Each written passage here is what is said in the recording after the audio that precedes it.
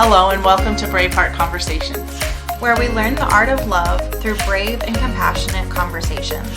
I'm Jillian Aurora. And I'm Marie Wallace. And we are your hosts today. Hello, good morning. Good morning. We are live. Welcome to Braveheart Conversations. I'm Jillian Aurora, and this is my co-host, Marie Wallace. Hi, guys. And we join you every week here live Thursday mornings. You can find us on our Facebook group, facebook.com/groups/Braveheart Conversations.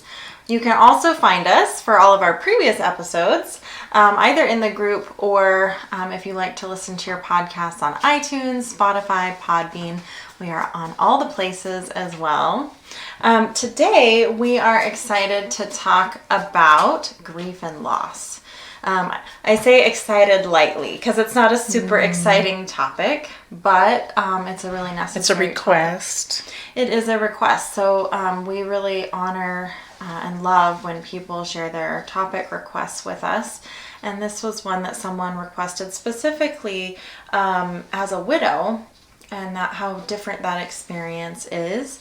Maybe say different than someone who's been divorced or had experienced a different kind of loss. And so today I want to honor all the different types of loss.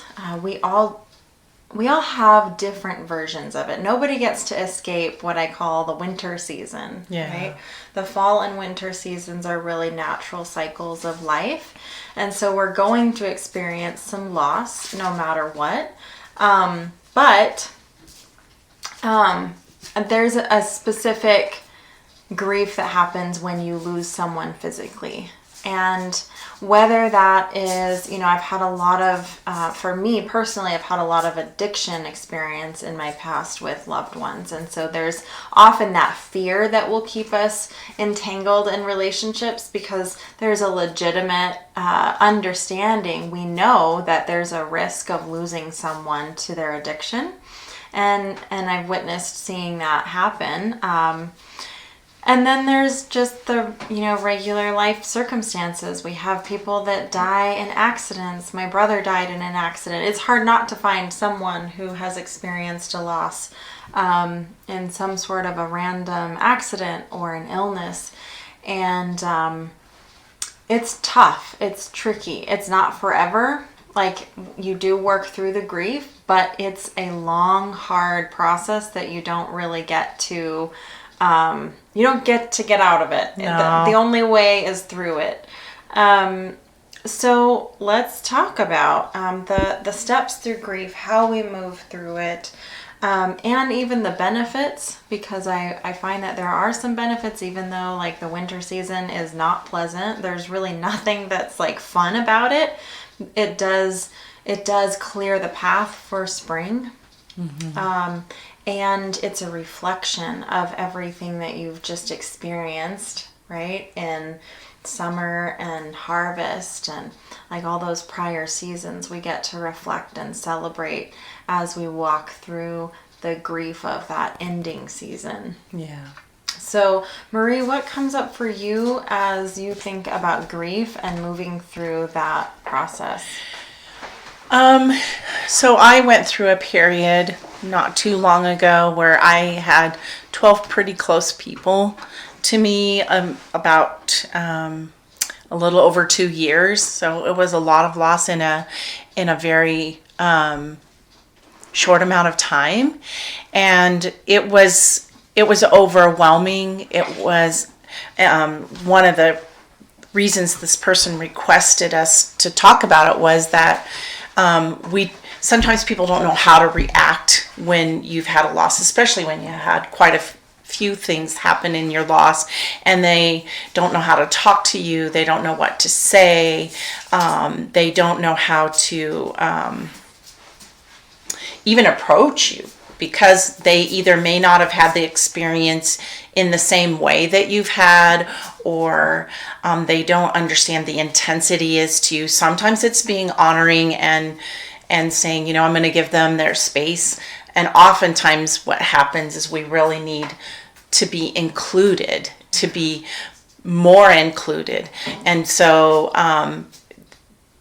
the specific person that asked about this was a widow, and she felt marginalized because other people around her, she wasn't included in relationship talks or love talks, and because she had lost her person, didn't get to still experience them in the same way. So I think that those are some of the things that we get to talk about today, is what do we say when someone has this loss, or what do we say when someone's experiencing grief? There's a lot of grief these days with things going on in the world, with the racial talks, with COVID, with school closures. I know those are big topics that people are really learning to deal with, that things are not the same as they were before. And like you said, in some ways it's good, but there's still so much to deal with before we can get to that place. Yeah, so good. I like the acknowledgement too of just what we're going through right now. Like, I think a lot of people are experiencing grief in isolation, however that manifests for you. Like, we're being told to stay distant from each other. When we crave connection, right? Yeah, that's been hard. And it's been a long season of that. So I think that is, it's normal to experience those things in grief, but it doesn't make it any easier. I do really love what you touched on, which is how to treat someone, how to support someone who's going through grief. And that could be someone who's grieving the living, or someone who's grieving a loss of life. I find that those difficult conversations are often avoided because they're uncomfortable. So for me, this has been in two different scenarios. So one was, my brother died when he was 18. It was a young loss, and he was just in a hiking accident. It was really a fluke and very unexpected. And so people would like, I don't know what to say to that. Or they would ask, well, how did he die? And then I would tell them, and it was like they realized that they misstepped, is what it felt like. And then they really wanted to change the topic, or like, especially if we show any emotion at all, then all of a sudden they're like, I don't know what to do with these feelings, whether it's anger or grief, or because sometimes you get really pissed off when you have a loss, and people are like, I don't know how to deal with that. And so and I think what has been hard for me when I've experienced loss is sometimes I get, I feel put in the position that I need to cater to someone else's discomfort when I'm the one grieving. So then it's like, I have to like manage your emotions now because you don't know how to handle this. So, I mean, that can be just such an awkward position to be in when you're grieving. So I think just, grief is uncomfortable no matter what, but you can tell when someone they're willing to hang with it. They're not trying to escape the topic, but they're willing to be in it with you and not try to fix it. That's another big one, is that, and I can totally relate. If I see a problem, I want to jump in and give you all of the things you can do. That's what happens when we're coaches. I'm such an overfunctioner, right? For me, it's way more uncomfortable to be leaning back and just observing and just listening. I just want to be in it. The more I can do, the better, I feel, because that's a coping skill. So for me, practicing the listening piece and leaning back is really important. I also think that it's an individual thing, that we forget that everyone handles that differently. And I think that's been a little bit difficult for some people to navigate, and also just to know that there's you might misstep, but it's okay. It's the inquiring and saying, how can I support you? There might be questions that you can ask, because some people in grief want to just be left alone. Some people want to talk. Some people need consoling. So it's as individual as we are, and that's something to consider, is how we are approaching the other person, is to give them room and space, and the listening piece, whether it's listening to their you can see a lot in their body language that looks inviting to talk or might be closed off. You can just really be observant of the nonverbal behavior before you do approach. I think that's a piece of advice that I would give, just in how to approach that. And I think acknowledging too, how can I support you? And just asking that question, how can I support you, instead of assuming that everybody's going to be the same way. I know for me, experiencing a different type of grief when I divorced, that was a whole different, life transition. And that was like what we've talked about before, grieving the living. The person was still alive, but you're still grieving the relationship. And for me, I felt really overwhelmed. Like a lot of people did want to help, and I did need some help. And then there were times I wanted to just say, I just need to be alone for a while. Like I just need to feel this, and I just need to process. So even in the individual, like it goes in waves. Sometimes you need people, and sometimes you're like, yeah, I need to step back. And it was hard sometimes feeling that people were offended when I would say I really just need some space. So again, it's that catering to their emotions because they're uncomfortable. So I think just being able to check yourself when you're trying to support someone.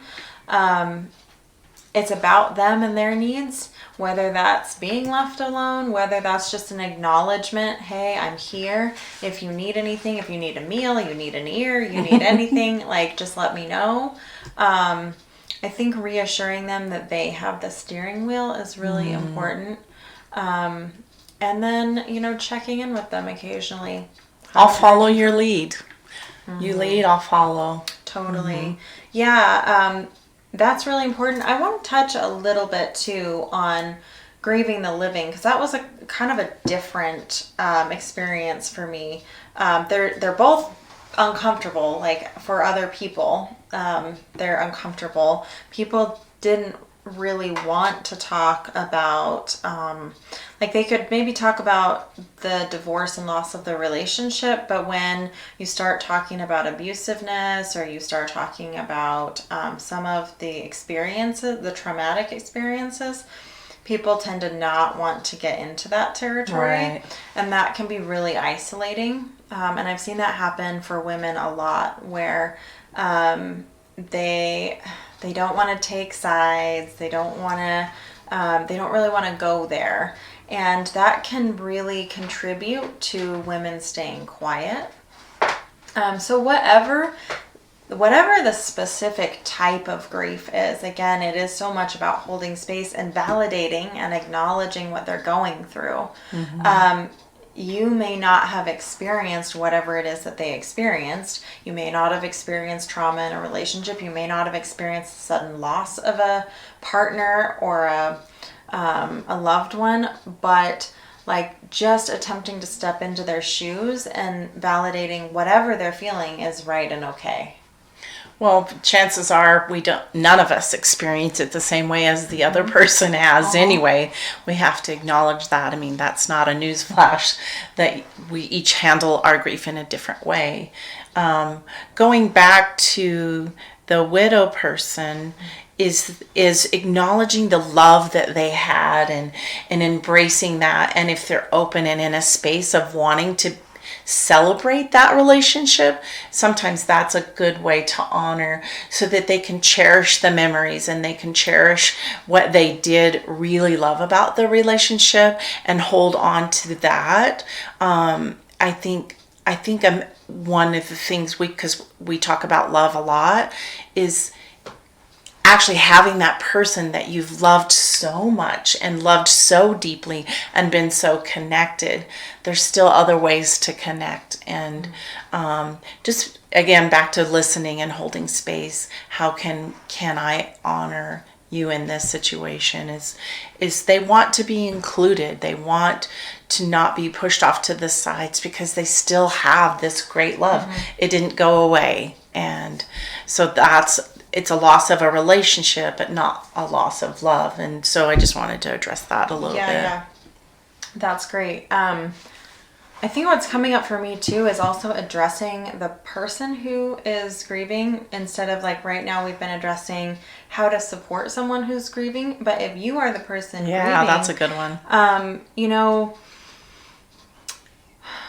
Yes, it feels good to be supported by people around you, and we're also responsible for our own healing and our own receiving of love. So, like, and for coping, me, what was very true was often grieving comes not just in one person, but like a whole piece of my life died.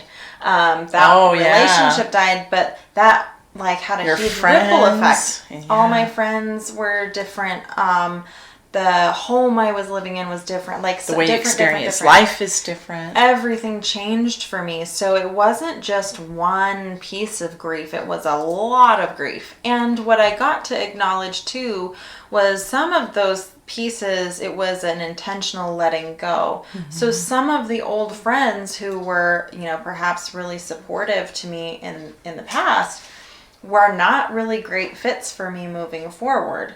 And so just like acknowledging that they're not bad people, it wasn't a fitting relationship anymore, and releasing that without judgment, because maybe they couldn't hold space for me grieving, but then inviting in intentionally new people who were capable of holding space for my grief, or even like addressing that widow, like finding a widows group. Or for me, like I was really involved with other people who had left abusive relationships, who had left marriages, like those were important to me, knowing that somebody else had walked that path already, and that they had and probably had some tools that would help you through some wisdom that I needed. So adapting my whole situation and my whole life to best support me. Like I'm still responsible for walking myself to the bread store, right? Exactly. And there's an example that I've liked for a long time, which is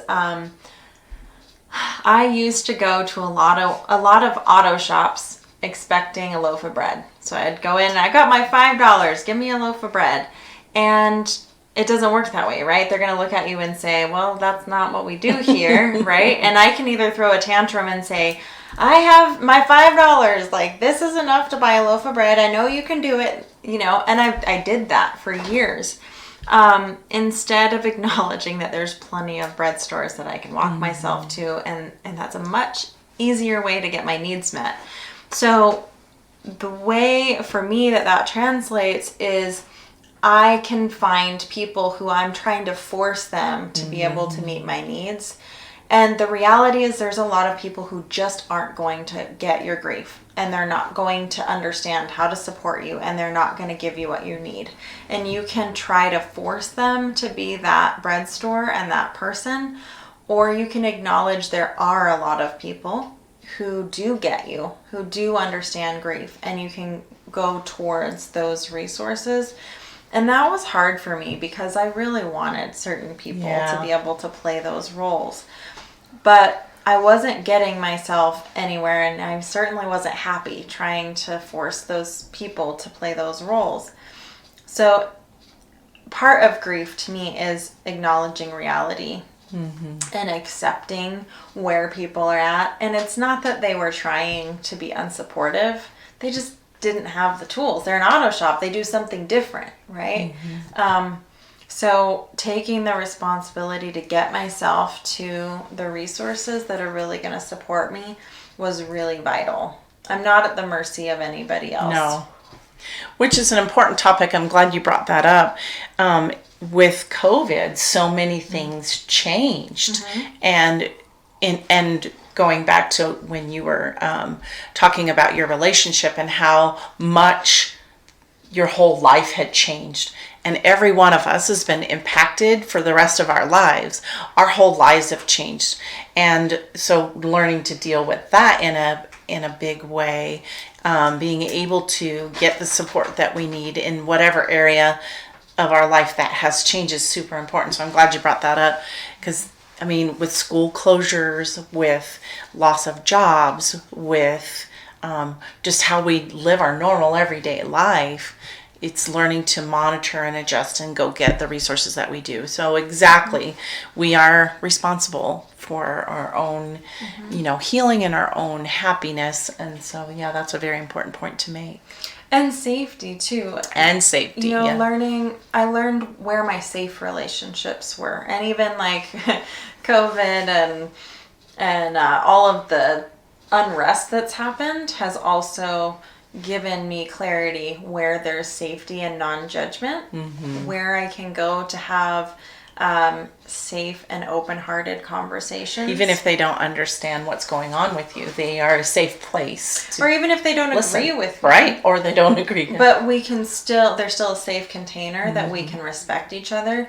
And then acknowledging where maybe that's not the case. That person is not a safe container to have these conversations. And at the end of the day, I'm the one that's responsible to decide where I'm going to go, right? Where I'm going to pursue relationships that are going to be most supportive and, what's the word I'm looking for? Like productive, I guess. Because I want to grow, right? And you want to move forward. Yeah, that's my goal. So I don't want to be in stagnant relationships. I don't want to be in relationships where there's a bunch of fighting that isn't productive. It's unconstructive conversations. I want to be choosing relationships that are getting me to my highest potential and growth. And so our situations change constantly. Our relationships change, our grief and loss changes, everything is changing and in flux. And so some relationships that may at one point have supported you very well, at another point are maybe not the best fits. So learning to just adapt and change and flow with your relationships and circumstances is really, it's a responsibility and it's a gift when we can do that. The more resistance that we're putting into those changes, the harder it is to make it through. And your grief is going to be compounded if you're fighting the process and fighting, who's there for you and who isn't. Fighting to be that butterfly. And like we talk about, as we talk about the winter seasons, there's also that the spring is coming, and to have something in place to look forward to so that we know that while this grief is happening and while we're healing, there's still this new thing and the possibilities and the plethora of possibilities that can happen from that, which goes back to the beginning when we said sometimes there are some positive things that happen. Maybe you create new relationships that fulfill you in a different way or allow you to see a different aspect of yourself. Or so there is some possibilities. Did we have questions? For some reason it didn't pop up here. Okay. But, I think I have only seen people. Yep, we just have seen people join. Yeah, so I think there was another piece that was. I lost that thought. Winter season. I think spring is really important. As you go through winter, there are things happening, right, that you don't even really perceive. It can seem like it's just bleak. It's cold.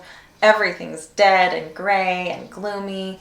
But the things that you're not seeing is that winter season is so important and absolutely necessary for the spring to come, right? Those plants are benefiting from the spring. The nutrients and the rest. And they're getting that rejuvenating period. They are in so many ways preparing for that springtime. And so there's a trust that gets to happen as we're walking through those grieving times, that there is a spring coming, and we don't see all of the benefits happening as we are sitting in this just mucky, icky, bleak place.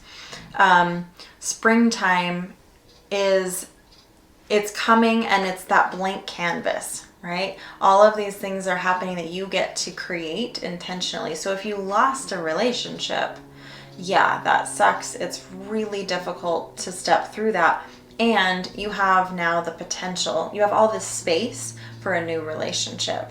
And whether that comes through loss of life, like being widowed, like you now have this, you've created this space, or the universe has created this space for you, or you lose a relationship because you let them go, like a divorce, you're creating such a space of growth where you can have this springtime. And I leaned into that a lot when I went into that divorce period. I just kept thinking, like, I have a blank canvas. What am I going to create with this blank canvas? I wonder what's next. Yeah. Being curious. So there's a whole creative energy that comes from winter that you didn't have access to before because your life was full. You weren't really able to accept anything new. So in the process of death, you have this whole great space for newness. So I think that there was another aspect of what you shared with that widow who was saying, you know, maybe also acknowledging how we can add in other relationships and have a big foundation while we're in relationship. And I just want to briefly touch on that. I know that that's not the whole topic today, but it is so important to have a foundation. It doesn't take away from your love. So if you have a deep, healthy romantic relationship, you can still have a whole other wing of your life, you know, whether that's professionally or, you know, your girlfriends or your, you know, whatever your other thing is. It doesn't dishonor, it only adds. It only adds. So I know that was another piece that was important to her that we address, was that we have relationships outside of our romantic partner. Yeah, because that loss can feel so much harder if we've never built anything around. I know, like for Joe and I, we make sure we have girl time and boy time. You know, I have friends that are outside of our relationship, and then you're not depending on one person to take care of all your needs, because there is not a one-stop shop. Because while there is a bread store, there's also an auto store and a few other places that you get to go visit. And so that only enriches your relationship, and it does take away that codependent piece that we sometimes have if we're with a partner that we really adore, not that we don't really adore them, but having those other relationships and getting our needs met from those other relationships can only enhance that partnership. Absolutely. I think that was a huge piece when I did make that step to divorce. I had been in recovery in Al-Anon for several years, and they had really encouraged me to build other aspects of my life. And I'm so grateful that that was the case, because I didn't have as big of a loss. It was still like, it was life-changing. You can't escape that. It was heartbreaking. It was hard. But I also had developed my own interests. I had developed my own career. I had friendships that were independent of my marriage. And that was incredibly important in rebuilding. And more fulfilling. You feel more full. Absolutely. Yep. It helps if you are going to experience grief, and even if you don't, you're still adding to yourself and your relationship. So I don't think I've seen any questions. No. So we'll go ahead and wrap that up. Thanks for showing up, you guys. Yeah, thanks for being here to talk about grief and loss. It's never a super easy topic, but it is absolutely just part of life. Like, if you're living and breathing and have a pulse, then you're going to experience loss at some point. So don't shut it off. No, go into it, go through it. There is light on the other side of the tunnel. If you have any questions for us, follow-up questions, or you have a topic that you'd like us to address, then please reach out. We love topic requests. You can reach out to me personally at defytheaverage@gmail.com, or you can reach out to Marie at mariesgold.com. Or, of course, like we've said before, you're welcome to reach out through our Facebook group. You can join discussions there, or just send us a message facebook.com/groups/Braveheart Conversations. Again, you can find all of our previous episodes at iTunes, Spotify, Podbean, all the things. Yeah. And with that, I hope that you have a phenomenal week, and we will see you again next Thursday morning. Thank you. Bye-bye. Bye-bye, guys.